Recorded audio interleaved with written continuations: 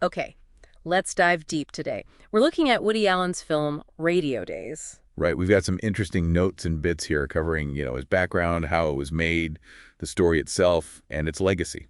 And our goal really is to unpack what these sources tell us about how the film captures that whole golden age of radio, the 1930s and 40s. Yeah, looking at how shared media back then, well, how it shaped memory and identity.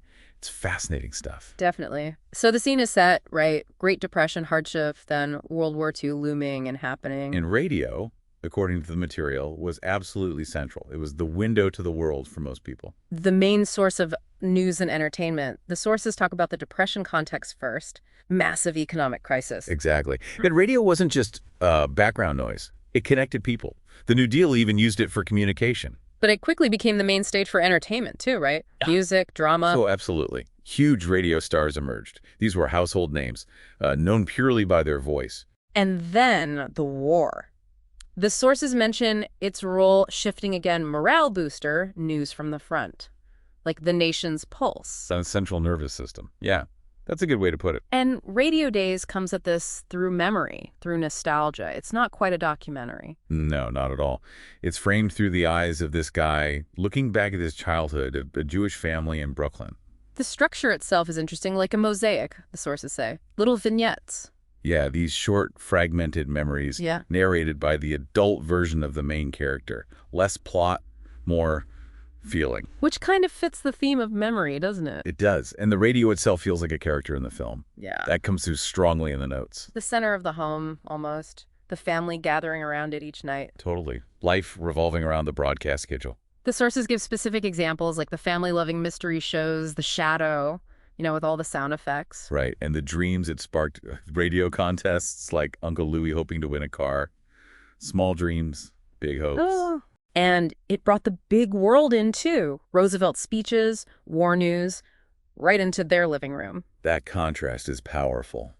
Huge world events filtered through this small Woody box. And the film's style helps create that feeling. The sources talk about the look. The sepia tones, the filters. It gives it that warm, kind of faded photograph look.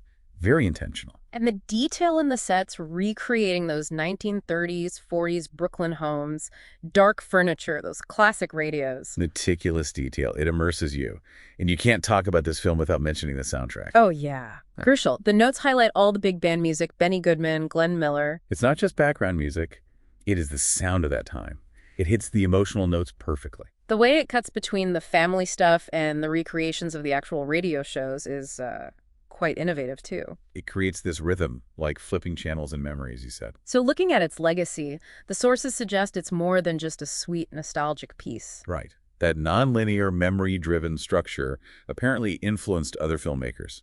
And it's seen as a valuable, cultural document, showing that media transition. Exactly. How collective identity was shaped by everyone listening to the same thing together.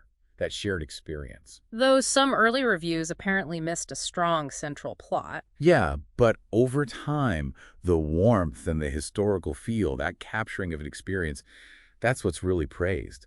How film can sort of preserve the feeling of interacting with older media. It really makes you think about media's power and how temporary specific technologies are.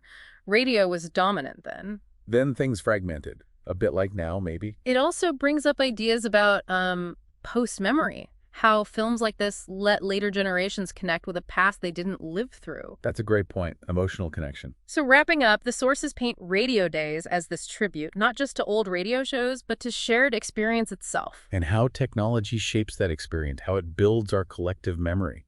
Personal stories becoming universal through film. Which leaves us with a thought, doesn't it? Considering how central radio was then.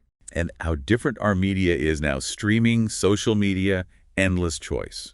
How is our daily media consumption, often so fragmented and individual, shaping our collective memory? What will people look back on from our time? What will the radio days of today look like decades from now? It's definitely something to think about.